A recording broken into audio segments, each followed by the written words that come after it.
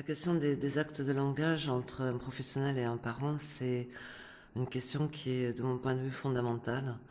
autant dans des situations ordinaires que dans des situations moins ordinaires, par exemple dans le cas d'une prématurité ou le cas de maladie d'un enfant ou d'une situation de handicap. Le poids des mots est extrêmement fort. Je crois que chaque professionnel doit se rendre compte de la personne à laquelle il s'adresse,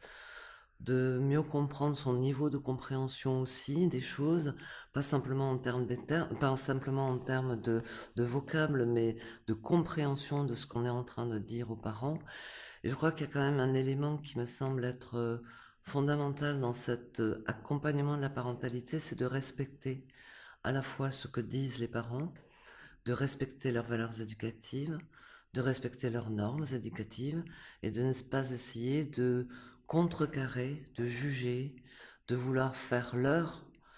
ces pratiques éducatives et ne pas imposer une norme de bons parents compétents et d'être très très attentif à la question des mots quand ils s'adressent aux parents. Je pense par exemple à la question des pères. Un élément qui m'avait beaucoup frappé quand on avait fait la recherche sur la question de la prématurité,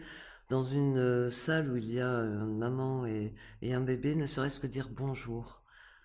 au père qui est présent, c'est déjà lui signifier qu'il a une place, alors que parfois ce père qui est là, qui est quand même majeur dans une situation pareille, eh bien c'est tout juste si on va voir qu'il est dans cette place-là. Donc la question des mots, elle est fondamentale, à la fois dans la façon dont on s'adresse à la personne, à la façon dont on comprend ce qu'il est en train de nous dire.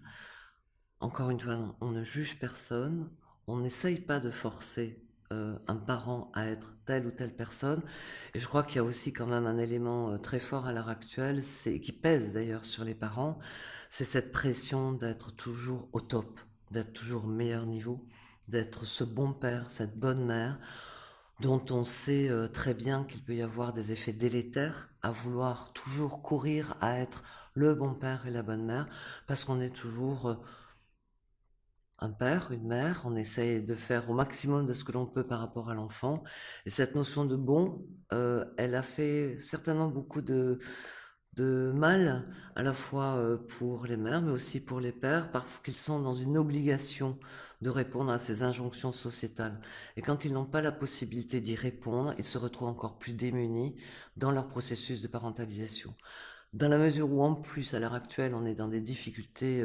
socio-économiques importantes, en tout cas,